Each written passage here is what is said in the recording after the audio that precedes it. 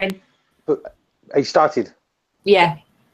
Hi guys, I'm ever so sorry for the technical issues. We don't know what the hell is going on, so we're hoping we now have no feedback. I think the feedback has stopped. So tonight we're doing hydration, fatigue, supplements, and that's about it really. For those of you that are watching, I'm just about to post the new link up on the page, so I will get that done as soon as possible. So yeah, I'll let you get away with that now. Okay, I'll carry on talking about my brother's wedding. Yeah, Saturday, my brother's wedding. So we had a really good day. I was bridesmaid. It was absolutely fantastic. My youngest brother was the best man and was so worried about his speech, but he pulled off probably the best man speech I've ever heard. It was really funny and really good. So that was lovely. The boys have gone back to their dads now and they come home on Sunday. So other than that, we've just been chilling really. I had an appointment with my rheumatology nurse on Tuesday just for sort of a checkup, but they had hoped I'd be on the Cimzia longer, but I've only had 2 doses, so it's not really made much difference yet. So I'll be back with my rheumatologist again in November to check up on that. And I think that's it. It's all been wedding-y here and then just getting over said wedding and rather a lot of alcohol that was drank. So yeah, I will pass you on to Steve. Hi, I'm Steve. Hashtag Bagdaddy. Like that. My week's been up in the air a bit, to be fair. My little ones have gone away with their mum, so I've the oldest stay all week, well, till Saturday. So that's been an experience. My new gym opened, so I've been buzzing about. I haven't been to the gym for about 2.5 months. I've really missed it.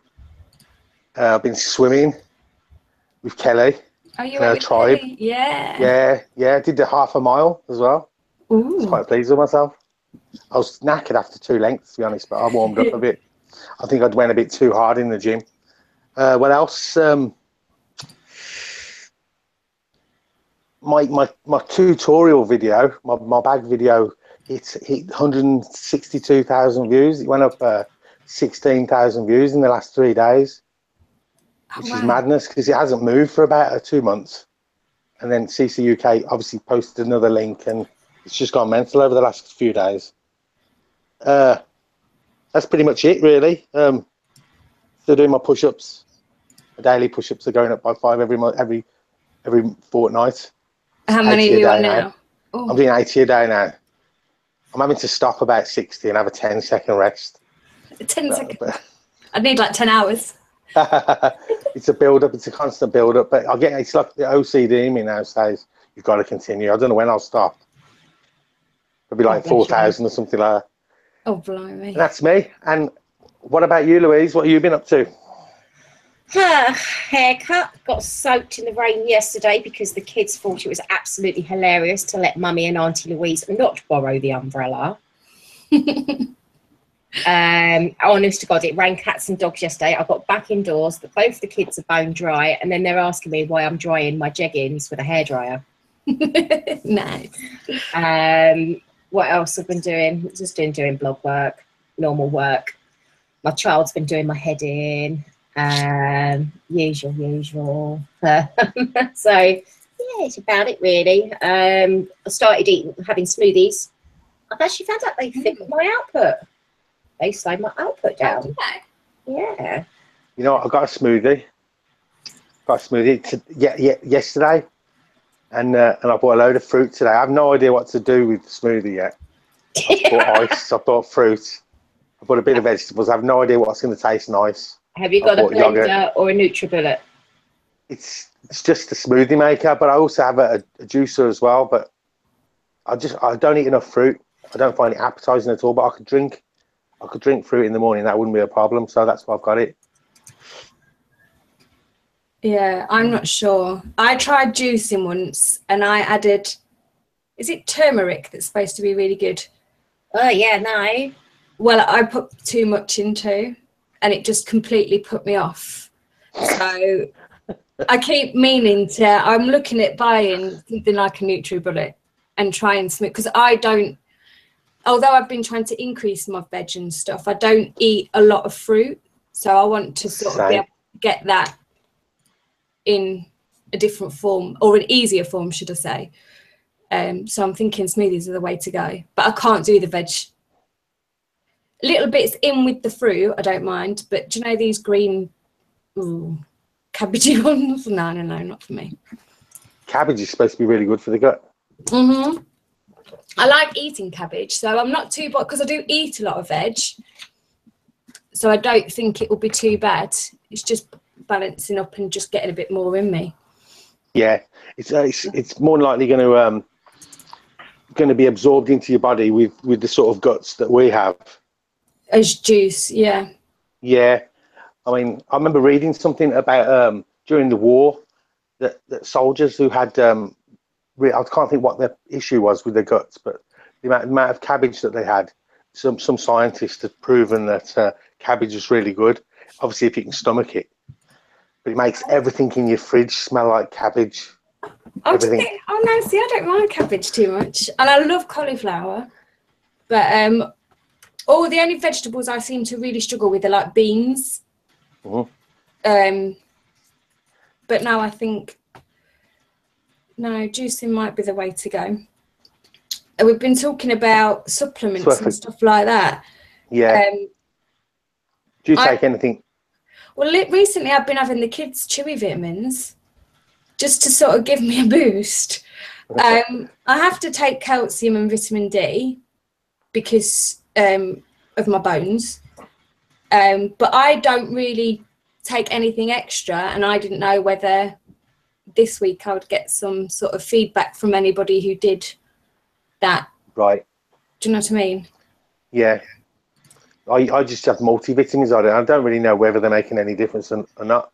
I suppose to not have them for a bit would be the key, wouldn't it? Yeah. See if I fit. I constantly, like pretty much like all of us, we suffer from fatigue.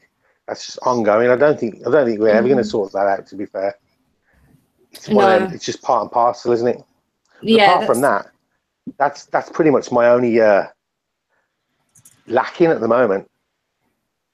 But I find if I energize myself, if I actually go home and go to the gym, I'm fine. If I come home and sit down, it's game over. That's yeah. And 1 hour sleep, it's impossible. I can't wake up after an hour. Not an afternoon sleep. No, see, I try and if I 9 o'clock. A half an hour is best for me, even though it doesn't sound very long. Yeah. It's just enough, but not enough for me to fall into a deep sleep. Because the boys have not been here, I've been napping sort of a lot longer, on and off, catching up on my sleep, which has been quite good. But I'm not sure how I'm going to cope next week when they're back for the first week, and it will be a bit of a shock to the system, I think. No more late. Women's fish oil tablets, the Omega, thingies that look like that. Yeah, the big ones, the big yellowy ones. Well, see-through. Yes, it's to help with my joints because I get really bad with my joints. And have you noticed the difference with them? Not really, no. No. So that's the other thing. Obviously, the other supplements that I'll have is I go and have the iron infusions because I can't tolerate iron in any oral form. Yeah, see, that's what I've been switched to now, but I think I'm coming up to. And I'm really bad with red meat as well. So the iron infusions for me are pretty much the only option. Ooh. So what about hydration? How is everybody doing? Oh God. I always have one of these when I do the show, and I drink a whole lot. I kind of joined in about two days ago, maybe 2.5 days ago, and I was really good the first day and a half. I need a bottle at hand all the time, otherwise I just don't get thirsty. Yeah. And obviously I've looked at all the details and the colour that your wee should be, and it's brilliant when I'm drinking loads. Obviously I'm going for a wee a lot more, but I don't drink enough, and I really should. I'm gonna have to start putting markings on my bottle. Yeah, you can get them now. I brought one, and it's my bottle. I measured it out with the jug when I filled it up, and it's 700 mils. So I know roughly how many of those I have to have a day, and I think that's really handy. Yeah, I need to put that as a visual reminder. Yeah. And if I get a couple of those down me, that's sort of 1400. But if I know that I've had maybe a couple of cups of tea and then thrown in a bottle of Lucozade or a bit of St. Mark's or whatever, I know I'm roughly where I need to be. I saw you read that. What is St. Mark's? I thought it was a hospital. It is. But no, St. Mark's solution is you mix... Well, it says glucose on the recipe that I posted the other day, but we use sugar because Steve has to use it for his tube. Yeah. So I can't remember all the exact measurements, but I've got it written down on my fridge. I'll have to show you later. It's an actual solution then, is it? Well, you just make it. You get boiling water. Okay. I get sugar, bicarbonate of soda and salt in whatever quantities it is. Mix it all together, and then you can keep it in your fridge. It doesn't taste super nice, but I mix it just with squash, and it's not horrifically bad. Is that specifically designed for people with ostomies? Yeah. Okay, that's you have to post that. Yeah, it's definitely better than things like, where is your Lucozade? I mean, I drink Lucozade. I think it's a great thing, and it's easy, and if I'm out and about, I can grab a bottle. But obviously it contains a lot of sugar. And apparently what I've been sort of looking into, you've got to get the right balance of salt and sugar for it to be absorbed properly. And because Lucozade has so much sugar, it upsets that balance. So you don't actually get as much from Lucozade, whereas St. Mark's is specifically made to have the right amount. So you should benefit more from getting that in you. Right. You see, I personally, with the St. Mark's, I can't drink it. I can't stand the stuff. I use Diarrhelite. To be honest, the St. Mark's solution always reminds me of the movie prep stuff they give me for the colonoscopies and the gastric copies. Oh God, that's horrible. I don't like drinking it, so I'm like. Diarrhelite's the same though, isn't it? But I think you're supposed to use. I've read it's 2 sachets to 1 sachet of water we're supposed to have for Diarrhelite. Is that right? Yeah, okay. Yeah, it is. I keep, sorry, somebody's trying to sign in and I can't. With the Diarrhelite, I think it's something like, for us, it's like we have to have the equivalent of, is it 4 to 6 sachets a day? But it's mixed with very small quantities of water. So with the Diarrhelite, it's only something like 250 mils that you can mix it with. Yeah, that's what I've heard. You make up 1 glass and then put an extra sachet of the stuff in, if that makes sense. Because I think the mistake that some people think is they think that drinking water is the answer to it.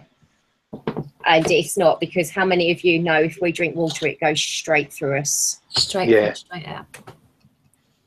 I remember being told in hospital. I've actually timed it from the minute it hits my mouth and comes out of my stoma. It's about 12 minutes. Not that I sat here with a stopwatch watching down a pint of water to see how quick it would flush through. And I might have done this on Monday. All in the name of research. All in the name of research.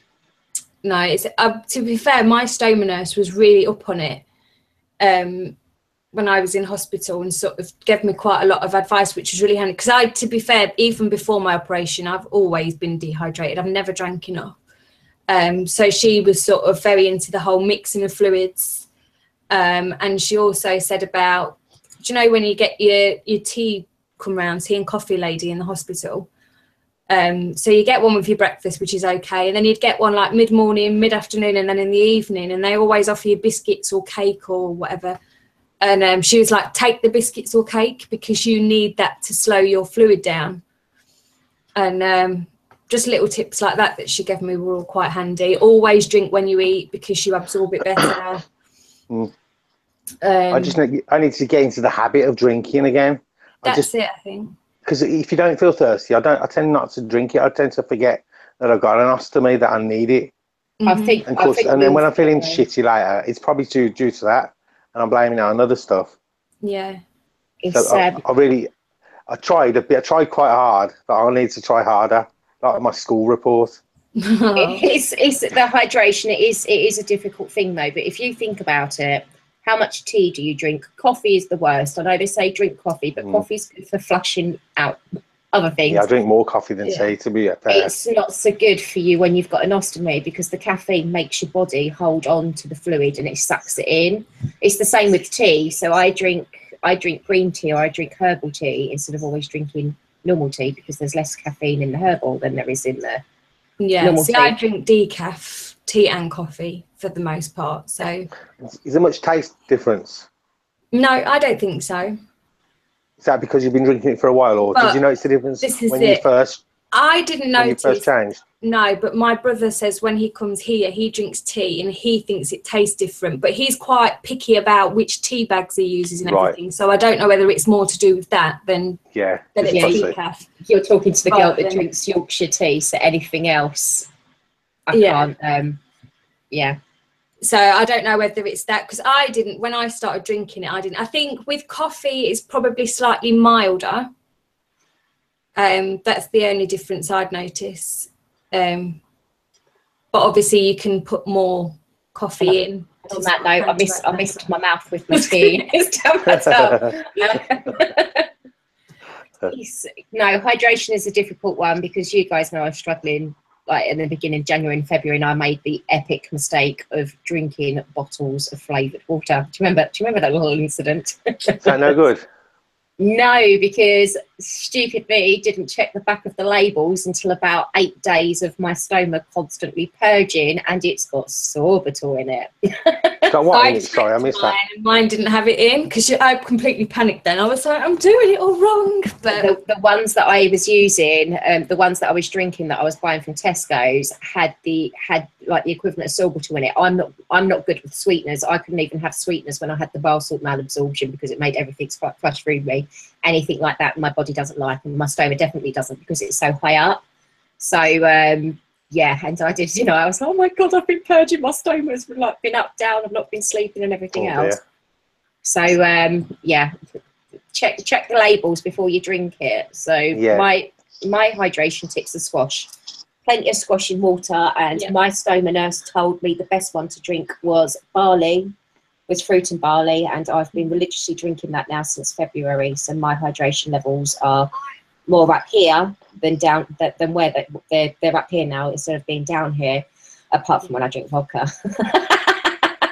I have a jug, which was really handy for the boys. So they weren't. Riley, my youngest, has got a problem with his kidneys anyway, so has to keep really hydrated himself. And he does like to drink a lot, which is quite handy. But I have this jug. Obviously, he can't make himself a drink, pouring squash and getting water from the tap and stuff. So I'd be constantly being asked for drinks. So I have this jug that he can just pour into his cup, and so can Leo whenever they want. But that's really handy for me now as well because I just use that too. So make up a big jug. It's one of those that fits in the fridge as well, so we can cool it down if it's really hot, and that's really handy. I always have a bottle of water, flavoured water by my bed, always. And generally drink a bottle of Lucozade a day. Although I am trying to drink St Mark's all day, or like more than that. Like I say, that's handy when I'm out and about. I can just grab one from the shop. But you say about the Lucozade though, I can't drink those. I can't drink them. They make me flush straight through. So I don't know what's in them that's doing it. I like it, but I can't. I prefer to buy like the cheapy isotonic drinks. Yeah. So you might get a cup. The ones that they've probably got all sorts of rubbish in there, blue and green, bright blue, and But it says isotonic on it, and that's the magic word, isn't it? And I tend to not read any other labels. I think, well, I'm getting some fluids. But well, the thing is, I think it's better than nothing, even though, like I say, I've read this whole thing about the sugar content being high and all that. It's still better than nothing, and it's still replacing your body with stuff that you're losing with an ostomy. So, yes, we lose a lot more, don't we? Yeah. What is it? Salts and potassium was the main ones. I think that I was reading about. Yeah, I think with us it's potassium, zinc, Our magnesium levels, and there's magnesium. There was a really good, actually, I posted it on the show page today. Balanced Belly wrote about magnesium depletion, and that's a really good read. Worth getting sort of checking out and looking into, because it affects people with IBD a lot more than. I remember buying a spray from Holland and Barrett, and it was a magnesium spray. Supposed to sort of soak into, you know, like when I was really struggling with my hip and my back. Really expensive. It was probably like £8 for a little spray. It wasn't aerosol, it was just liquid. But it kind of smelled menthol smelling, and I don't know whether it benefits you, but you just hope it does for that price. Yeah. I suppose it's getting some magnesium into a different way, isn't it? It's just, yeah. It's another. Like trying to reach down when you got a back problem, trying to reach down and spray your back. Especially if they're not those upside down sprays, because some aren't, are they? That they won't spray upside down. You wouldn't know. I've still got that. But, can't drink it.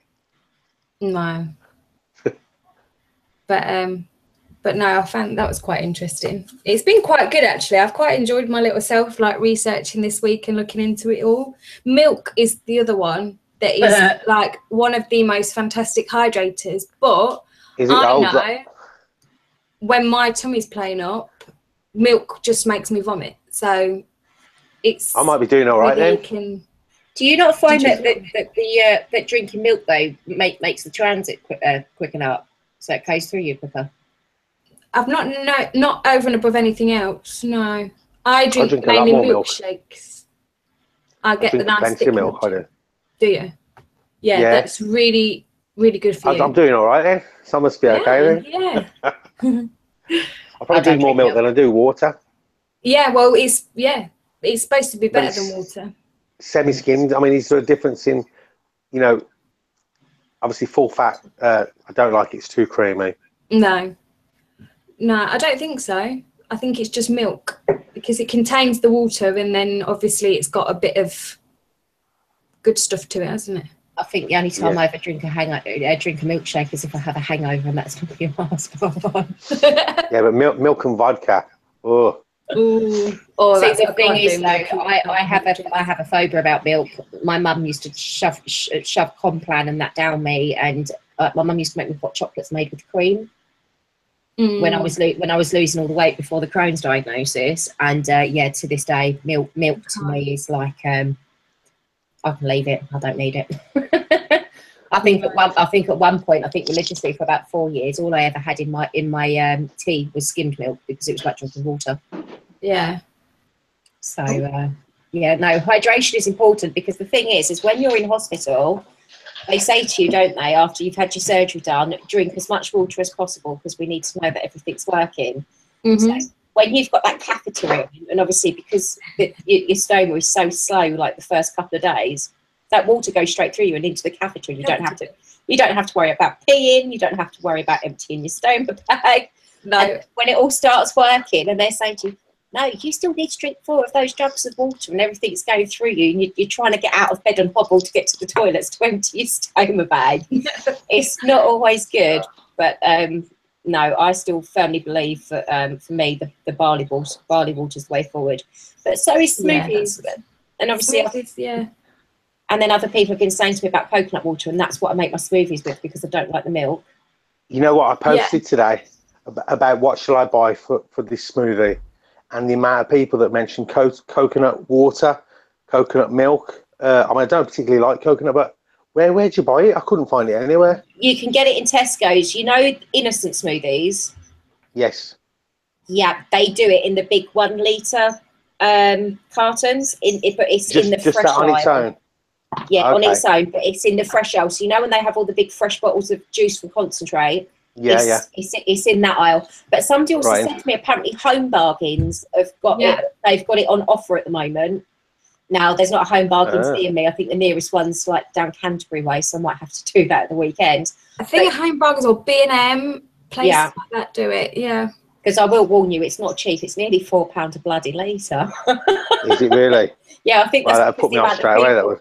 I think that's because everybody has to stand there and sort of crack the coconuts open and drain water out of coconut into the pots. Sorry, that's a really Is it bad the same thing then? it. Coconut milk and coconut water, they're just a different term? No, coconut milk's completely different. Coconut milk is where they've mashed up the insides with the water. Right, so right. It's like a pulpy thing, and they add something else into it, because I use coconut milk for when I make my curries and when I make my Thai curry and stuff.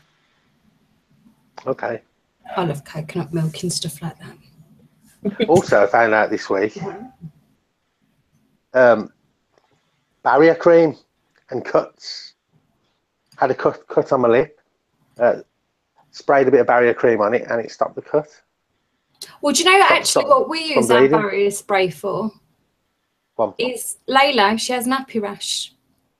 Barrier spray on it, clears it up. Is it? Yeah. Fantastic. She's been bleeding, so she's been quite rashy lately. Sorry, I'm just laughing. Sorry, Matt, I'm just laughing because your Steve's just put, me too, Steve, right, cheapskate me, haha. I didn't know he was watching it. He was in the shower. I don't even like coconuts, that's the thing though. You know what I mean? So you spend like £4 on a bottle and not even like it. Maybe go to Home Bargains first. Maybe just try something different. Like coconut water. Do you know what though? You guys saying about the barrier cream, and Steve saying about the barrier cream on here as well. I've got a couple of canisters, spare ones indoors, and my niece has got really bad nappy rash at the moment, and I've got it tomorrow. I might have to, for scientific purposes. I never use it. Honestly, never ever. You know, I never even thought about it until Steve said to put that on. I was like, oh yeah. You know, like I shave my head. If I nick it, you know, I put a bit of tissue on it, and then a good look. So if you dab it and then spray it straight afterwards, I tried it yesterday, and absolutely fantastic. Stops it dead. This is a new one on me, so that's brilliant. So I'm gonna keep ordering that. do we use the scented ones, or do we use the normal? Well, this is it. This is it. Because what was the other thing that we was covering tonight? It was fatigue, wasn't it? Yeah. So that's a big subject, isn't it? Oh, where do you start with fatigue? Very big pain in the arse. And where do you start with combating fatigue? Can it be combated? That's the thing. One of the most interesting things I saw was a statistic on GPs that believed dehydration caused something like 70% of people going to them with headaches and fatigue symptoms. It was actually caused by dehydration. Obviously, this wasn't all people with a stoma.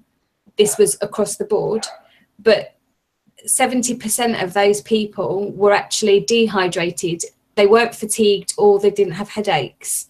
So I'm wondering whether combating a hydration problem could help. Maybe not, obviously it's not going to cure, and it won't help everybody, but you'd have to write a diary, wouldn't you? In order to see, you know, over quite a few months, and then obviously risking it by not drinking as much to see if you know, your habits change, your sleep patterns change. I've noticed I'm sleeping a proper 7 hours a night now, whereas it was like 3 and 4 and broken sleeps, waking up with the bag and stuff. But I'm having much better sleeps now. I am. It's I've had a bad 2-3 weeks recently. I think even Ben's been messaging you guys and saying that I'm not well. I'm fine. I'm just a pain in the ass. With me, it's bad because of the stoma, because of my output. I've got the larger bags now, so I'm limiting what I'm doing. So I'm only having to get out once in the night at worst to empty my bag. Now I've got the larger ones. But it's like yesterday, I crashed out. Obviously, I've had the kids all this week. It's half term, so I haven't had my normal routine of being able to get in from the school run, do my work, and then have a nap. I haven't been able to do that. And obviously, Jesus Christ, you ever tried sleeping and napping when you've got kids in the house? If you get up, it's freaking pandemonium. Or is it, I think, not proper sleep either, is it? No, it's you like... never sleep, are you? No, that's the thing. No. If I leave Maisie unattended, I can guarantee you I will come in my living room and it will not look the way it looked when I walked out of it. Dens, terrorising the cats. She's had all the books and DVDs off my bookshelf today, making tracks for cars and everything else. But I've not been able to sleep. Honest to God, I've been laying in bed until 2 in the morning. My brain's just doing the proverbial middle finger, writing stuff down in a notebook, trying not to wake Ben up because he's a light sleeper. I have to do have a that. notepad by the side of your bed, do you? Yeah, I do, because that's when all my mad ideas come about. That's how this one come about. Good idea. And yeah, so I go to sleep about 2. I'm back up at 6 to empty my bag, and then once I'm up, and then Ben's leaving for work, I'm up. I can't go back to sleep. No, I tried, and because the sun's up so early now as well, that the sun's still up about 5, half 5 in the morning. It's earlier than that, I think. Yeah, you can't go back to sleep because your body's automatically looking at it, and you're like, sun's up, I ain't going back to sleep. But I think that's where the fatigue gets us. It's the broken night's sleep. But the thing is, with fatigue, it doesn't matter how much we sleep. We could sleep for 12, 14 hours and we'd still wake up and feel like shit. Yeah, that's true. That's what I mean. I've been sleeping more and more because the boys haven't been here, but don't really feel any better for it than I would on what would be in my normal day. Like you say, getting up. I think the only way you can sort of combat it is by getting up and doing stuff, which sounds really weird, but I find that being more active does help. Yeah. Oh yeah, it does. The dance it off. What's it? Shake Off the Funk. I have my album, which is a lot of Foo Fighters, Eminem, Evanescence, anything to just sort of get the brain out. That's what I was saying about the gym. I could be absolutely shattered after work, and if I get in, grab my bag, get my stuff, and go to the gym, I'm absolutely fine. I'm energized, and I stay awake, and then I'll probably get to bed at a decent time and have a much better few hours before if I do wake. Whereas I could come home and just think, oh, can't be bothered. And then the next thing you know, I'm fast asleep for 3 hours. I wake up and I don't know. Sorry, carry on. No, it's like you're saying, the best thing about exercise, isn't it? Is what do you feel like after you've been exercising? Well, alive. Then I feel, I don't know, I can feel them endorphins kicking in. Depends how far you push it, doesn't it? I've had like 3 months, nearly 3 months off the gym, so couldn't wait for this gym to start. Got all my freebies. I was probably the second one in there.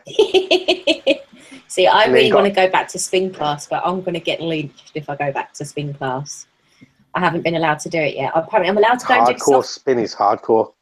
Yeah, it's excellent. I've actually been at the back of a spin class. I've been in 2 spin classes, and the second one I went in there, I was physically sick. I had to go out and be sick. My best mate's actually walked out of the spin class. She's actually got off the bike and walked out. I'll tell you what, there was a pattern of sweat all on the floor around me, and I felt like I was going to die. Yeah, but it's called pushing through. It's what you do. Oh my God. But you think about our pain limits and how extreme our pain gets with our illness. A little bit of pain on a spin bike. I cycle, and when they did the rolling hills, oh my God, I thought my legs can't go any faster. And I saw, people that were like so fit, and I didn't have a chance. I thought, that's it, no more classes for me. Go your own speed, tootling along. Exactly. I can't push it too much anyway, the state of my joints. No, but you've got the arthritis, haven't you, lovely? So that's a completely different ballgame. But I really enjoy Pilates, and a lot of that is based on exercises I was given by physios and stuff over the years with my arthritis, so that's good. And also, I like swimming, and swimming is a good one because it's low impact, but swimming absolutely wears me out.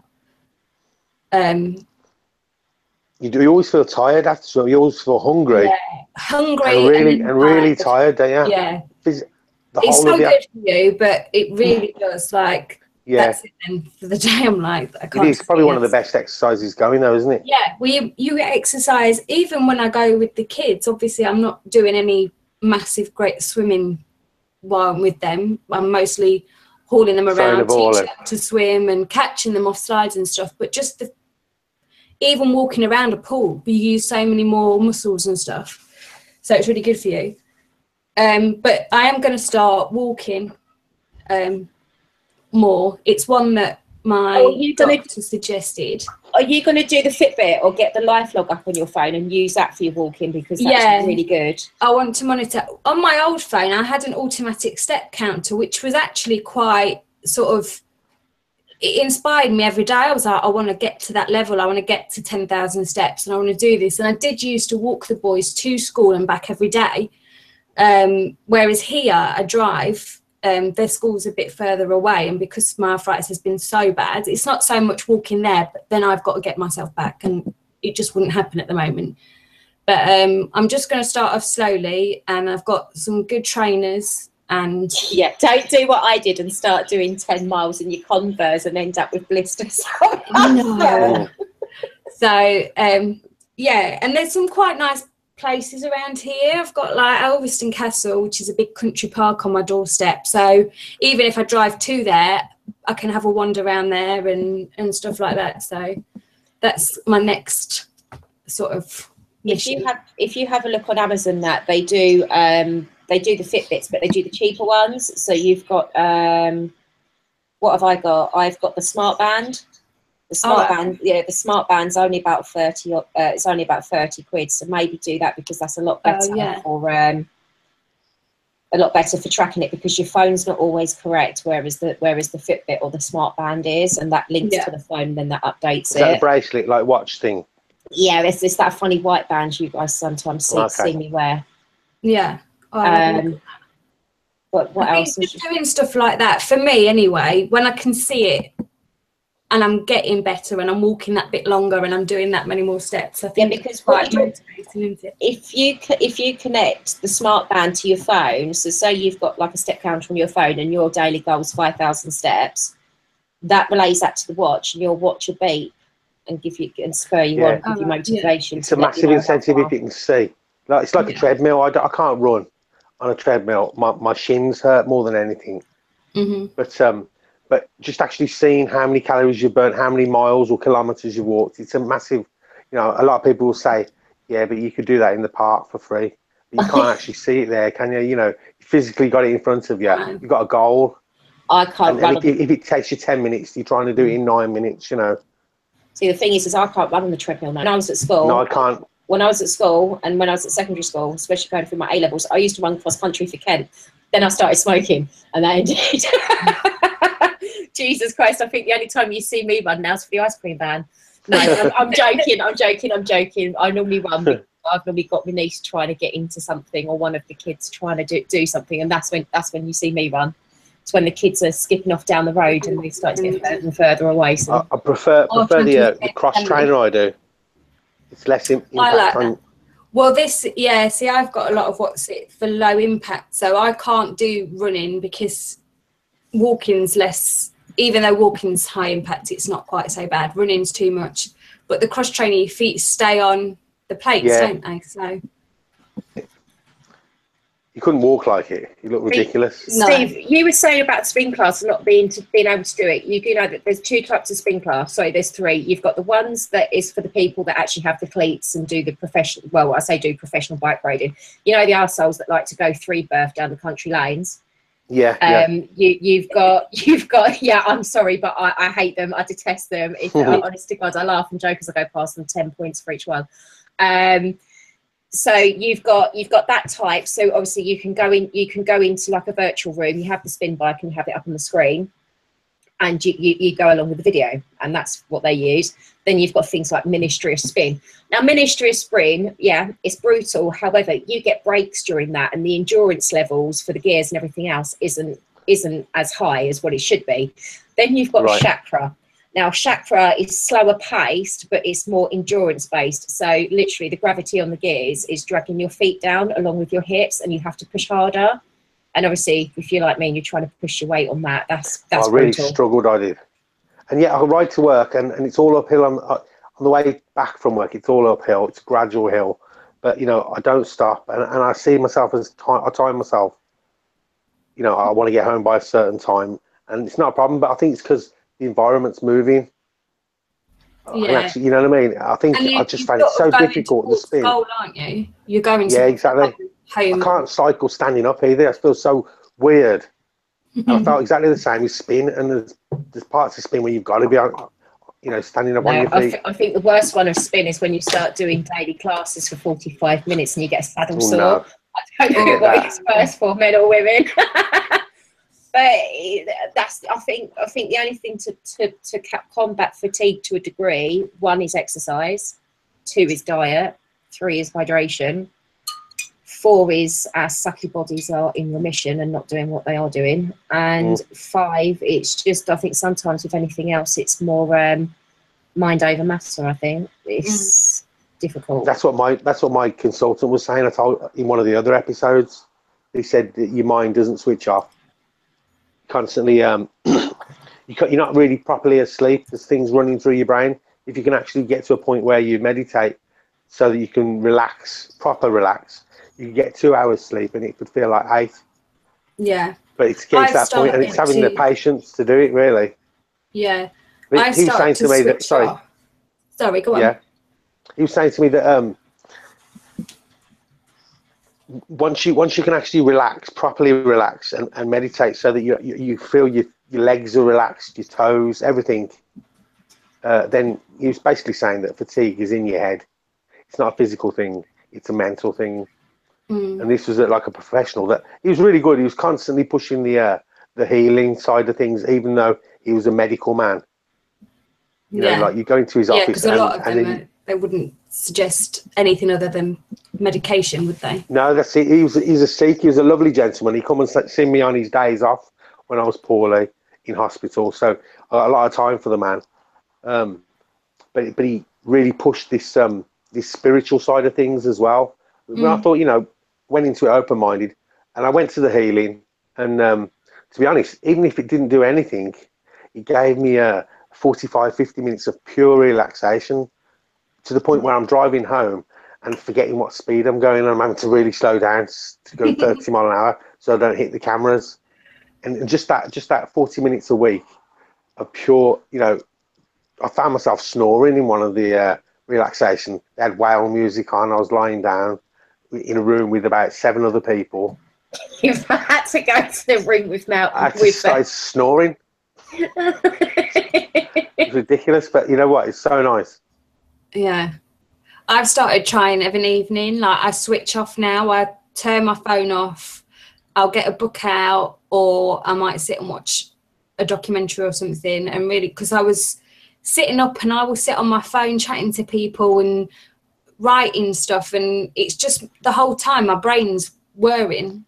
And yeah, I'm like, don't switch off, does it? No, you need to sort of stop, take a step back and try and relax it a little bit. It can be really difficult to do that, though, can't it? Last week. It really does make a massive difference as well. I think as a regular, I think we all need to kind of do that. Just even if it be an hour a week and just nothing, no interruptions. Well, it's been lovely. I've got back into read. I do think I may have a slight issue because I've brought so many new books lately, but I'm coming back into reading and it's just brilliant. Like, it's something I really, really enjoy. And so that's been lovely. And I've been watching the Netflix documentaries, which things I haven't watched for a long while. And I like true crime stuff. I'm a bit weird like that, but just sitting and watching those, I just find them interesting, and it's just a nice way of sort of taking a step back and bit of you time, chilling. Yeah, definitely. Yeah. Now, Jamie said, "Is it Mark Eaton Park? That's amazing for walking round." Oh yeah, because he lives near me. We found this out a little while ago. But no, I need to take the kids to Mark Eaton as well, actually, when they're back. But no, Mark Eaton's nice. There are some really nice places around here, which is quite lucky. No, but it's like you were saying, like what you was getting into with the Netflix and the reading. I was really bad. I might have accidentally bought Maisie, but myself, the rest to complete the Harry Potter series. I had the last 4 books, but I didn't have the first 3. I've not been sitting down and reading them at all. I love the Harry Potter. I'm not keen on reading. You see, I tend to read it. Sorry, I tend to read it and I'm reading fine, and then I think, well, I don't remember any of that, so I'll reread it, the same paragraph within the same 3 or 4 minutes. It depends. My brain doesn't hold it. You say that, you know what I mean? Mine's dependent on whether I'm ill or okay. If I'm really, really bad, I can't read because I can't concentrate. Read. Yeah, I don't remember it if I'm not feeling good. It's one of those ones, you read the first 10 pages, you close the book, and you guys know what my memory's like. I remember shit that I shouldn't remember. And, you know, if you've read the first 10 pages and you can't remember what you've read in the first 10 pages, there's no point in reading the book. It's like I made the mistake of being really ill and reading Girl on the Train. And I had to put it down for 2 months and actually go back and reread it because I couldn't cope with the jumping forward in time and then going back to 2 years and then going on again. What I've just discovered is audiobooks. And that's the way, that's what I'd be into. Right, see, I thought I would hate them. I thought I would hate them. My mum started listening to them. She does her ironing and stuff, and she'll sit and listen to it. And I was just like, no, it just wouldn't work for me. But actually, I downloaded my first one and put it on when I drove home from Steve's. And I think it does definitely depend on the book. I don't think certain books I'm interested in would be any good in that way. But I'm on my second audiobook now, and I'd like that. If someone else is doing it for you. Yeah, all you got to do is listen. Yeah. And I like the idea of that. And I know this sounds weird, but when I read, if I'm on my own, I do it with all my uni work. I read out loud because I tend to remember it better. So with you saying about not remembering it very well, an audiobook might be the way forward. The one I'm listening to at the moment is brilliant. The guy that's narrating it is just so good at voices and stuff, and it's just, but yeah, really like that. It's when I'm driving, especially back from Steve's and stuff, obviously it's like an hour and a half. So rather than listening to the radio, which an hour of it is normally adverts and stuff, I put that on. And but I've been doing it like when I wake up and I'm getting the kids' lunch boxes ready, and I'll just put it on while I'm in the kitchen. And you'd be able to download them on your phone, wouldn't you, as well? I downloaded. I'll have to do that, you know. Try it. Something like that. If you download the Audible app, you get a book for free. You have to sign up, but as long as you cancel within the month, if you don't want to keep it on, you obviously don't need. But you can get one book for free. Okay. The books are quite expensive, but when you pay, I think it's something like £7 or £8 a month, you get a book for free. So I was like, even if I only get the one book for the £7 or £8 a month, it's still, to me, for what I'm using it for, it's worth it anyway. Yeah. Sorry, I was on my phone. Tiffany the Great messaged me and said, "What's gone on with the show?" And I text back a very profuse amount of swear words and said, "I know."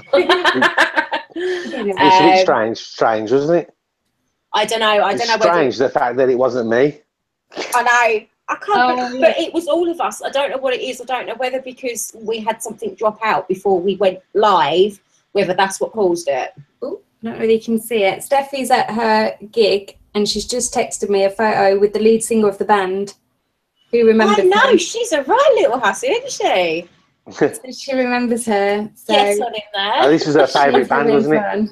No, this is her favourite band. She's been dying to go to it for weeks. She's been proper excited about it. That's why Steffi's not here this evening, because she's having fun. But now. It's so like back to the fatigue. So the things with helping with the fatigue. Do you think a good night's sleep helps? Do you think resting and settling down? Say your bedtime's 11 o'clock. Going and laying down in bed at 9:30 with dimmed lights or a lamp on, definitely, and a book. Turn your phone off, because your phone is the worst. People that don't really realise is. this, phones, TVs, computer screens, laptops, and tablets are the worst for disrupting your sleep. I don't got to hear a ping. It's not that. It's looking at the colour. It's because of the lighting on the screen. It's more blue than anything else, and it mucks up your cycle. So you're better off putting your phone down at 8:30, 9 o'clock at night, and putting it on airplane mode if you have to. I do that on a regular basis. I have do not disturb mode on mine. But mine pretty much stays on it all the time now. People phone me all the time and they're like, "I can't get hold of you," but I'm like, well, it's kind of nice. So it's it's about just putting everything down and just taking a rest away from everything. At the end of the day, there's nothing that can't be done tomorrow with your mobile phone or with your emails or with work. Yeah, I think, because we're the world's worst for it, aren't we? We're all up until 11s, 12s, sometimes 1s in the morning, because we speak to people in different states, different countries, different time zones. So they're getting up in the morning, but we're getting ready to go to bed, and they're asking for advice. So you're messaging them, and then the next thing you realise it's 1:30 in the morning. You're like, crap, I can't get up at 7. Yeah, it's easy done, isn't it? No, it is really easy done, and I don't think, especially with us as well, I don't think we ever learn how to switch off, do we? To a degree. No. and I mean, the switching off is great, but the thing is, it doesn't always work. I'm on steroids and stuff as well, so that does muck up your system. It doesn't always work, but 4 or 5 out of the 7 nights, it's helped a lot. So I'm happy. Because what's the other thing? Oh yeah, Ben bought me one of those room diffusers. You know, the ones that actually you put the water in and you put the essential oils in. Oh yeah. I think putting that on is half the reason why I'm crashing out in the day. Because I go and sit on the bed. It's water he's putting in there? No, it's not. It's not vodka. I've checked the stash in the fridge. It's definitely not vodka. But it's difficult. Fatigue is difficult because the reason being is, yes, they have the fatigue scale, but it affects people differently. You know, some people's level of fatigue for what we might feel like is really, really bad, for them it could be 30 times worse, because everyone is different. So it's just about taking time out. Don't feel guilty. At the end of the day, you're entitled to a nap. Everyone's entitled to a nap. Even normal people that aren't ill get in from work and they fall asleep on the sofa. My auntie has a nap every single day. She is not ill, but she always has a nap. And we always take the mickey out of her, but it's her routine. That's what she does. You know, so there's nothing wrong. Don't feel guilty about it at all, because... I don't feel guilty at all. I actually posted, I read a blog post it was from one of my arthritis groups, actually. A girl had posted it on there, and it was about feeling guilty about, or she was telling people not to feel guilty about taking a day off work when you've got a chronic illness. And I think I've reposted it on my page. No, you did, because I had a read of that. Yeah. It was really good. And I thought that was sort of similar to fatigue. It was the not feeling guilty. You've got to give yourself this time, because if you push yourself... You're no good to nobody if you just stay awake for the sake of it. You don't fight it in you. Believe it or not, the statistics, especially from where I used to work and the return to works that I used to do, for people with chronic illnesses actually take less time off of work than normal people. Because we've, in a way, we've got something to prove. So unless we're actually admitted into hospital... That makes a lot of sense, that does. Unless we're actually admitted into hospital or taking time off because we're recovering from pre-op, we take less time off than normal people. So these normal people are taking days off because they've got a skive. They're taking days off because they've been on the piss the night before. Yeah, you know what? That's so true. The amount of times I've been to work and felt awful, but I'm there because I'm saving the times that I need to be off when I really, really need it. Yeah, you always sort of plan ahead, don't you? Thinking you feel awful. That might be worse. I mean, the amount of the last 2 years before, before my operation, I was that poorly, but I had hardly any time off. It was only really with my operation that I actually had the 8 weeks straight. Before then, you suffer, don't you? You just suffer in silence. Because, I mean, if you're anything like me, I actually used to use my holiday for hospital time. Yeah. Which is pure and utter madness, because we get covered by sick pay, but I think you always feel like you've got something to prove when you're ill. And the problem is, with what we've got is a invisible illness. Unless you've got a completely kosher HR and boss, proving that is a real pain in the butt. Yeah. This is what I said when I went back after my 5 weeks after my arthritis. I said to him, how much time am I entitled to have off? He said, you're entitled to 6 weeks full pay, and then another 6 weeks half pay, but manager's discretion. So in other words, he's basically saying that you could be off as long as you want, as long as I like you. Yeah. So if you have 6 weeks off and you tell them, listen, I'm really not ready to come back to work, they're not going to say to you, well, I'm still going to pay you full pay, because you'll continue to be off. So they'll drop it down to half pay, which is just a massive incentive for you to get back, to work, whether you're well or not. It's kind of like, the thing is, if the gaffer if it was his son, then you know for a fact that he's getting paid full pay. He can have as much time as he wants off. It's kind of really like a rip-off to all. It's just an incentive to get you right back in there. The thing is now we're covered. For those of us that do work full-time, I'm lucky now because I'm at home. But prior to that, we're covered under the Equality Act, the Disability Act. There's another one that we're covered under as well, which is discrimination, I think. My main advice to people watching this would be, for those of you with chronic illnesses, get copied into the letters that get sent to your GP from your consultants, because they are worth the paper it's written on. Because it's all from hospital, it's all headed, it's all from a professional body, and they can't dispute it. So you going in, power. No, because you going into work with a sick note from your GP and no paperwork to back that up, it's a little bit more difficult to, you know, sway it in your favour. Whereas if you have the letters from the hospital, photocopy them and have it in a folder and give it to your boss every time you have a letter, you're covered. Yeah, that's really good advice, that is. Because that way they can't discipline you and they can't sack you without due cause and warning. And with all of that, and especially if you have a union, if you have a union, stuff like that, it's worth the paper it's written on. It's really handy to have. Yeah. It's how I stayed in my job so long with the amount of operations and everything I had, is because I had the proof. Because at the end of the day, the only time I took off of work was hospital related. It wasn't because I was often decided I wanted a week off just for shits and giggles. Oh, it'd be lovely for that. Wouldn't it be lovely just to be able to do that? Just think, oh, you know what? I had a bit too much drink. Don't fancy it today. I'm not going in. I wouldn't. Yeah, exactly. I used to sit there and do the returns to work, and I used to say, come on, because you're an idiot, you've got your boss on Facebook. So I know exactly what you was doing at the weekend, and I know why you've been off. Well, you can't prove it. It's like, do you want to bet on that? Screenshots. But we're going to have to go for this evening. So I'm ever so sorry about the technical issues. We're not too sure what happened. I think it's because one of us dropped off and signed back in just before the show started. That could have been a possibility. I will get all the correct links and information added onto this.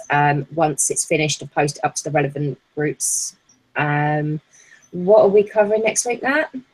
Next week is the gym, hernias and support wear. And I think we have somebody from Comfys on. Oh yes, we do, because we've got to do that Tuesday, haven't we? Yeah. Yeah. I just remembered Maisie's not here, so I can do that anytime. That's no problem. I've also done an interview with, I'm mostly excited because I've seen him on the telly and stuff, but I did an interview with Ali Jawad. I know you've been a little trooper this month. So is that the weightlifter chap? Oh, yeah. The Olympic weightlifter, yeah? Yeah. So Crohn's. He got Crohn's. He has, yeah. So he's actually in a really bad flare. I don't know whether he does watch. He's aware of the show, but hopefully he'll get better soon and be back to competing next year. But no, I've got that to post up next week, so keep your eye out for that. I've also got quite a few sort of stories coming through of people who do all different sports, and I just wanted to sort of inspire people to show them you can do all this stuff. IBD, people with ostomies. Oh, that's a good point, actually. You were saying about the gym and people with stomas and not letting them hold them back. There is actually a Facebook group, isn't there, for athletes and people with no limits ostomies.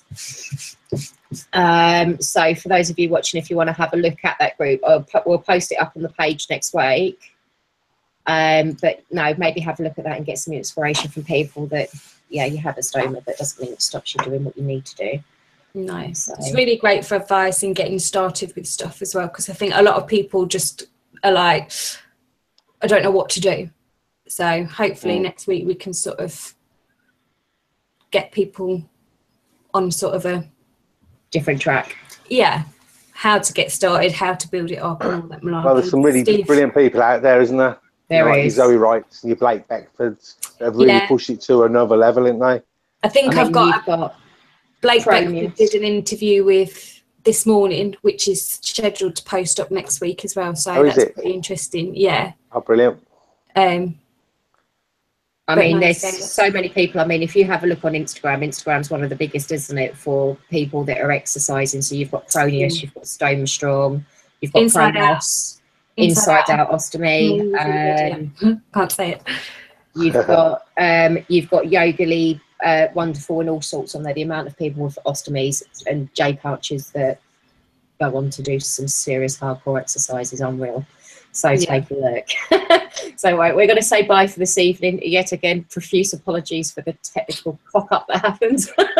And hopefully that's the first one since our first show. So it is not bad considering we're now episode 20 in. So yay. We'll say good night for now for me. Say good night. Say good night for these two, and we'll say bye.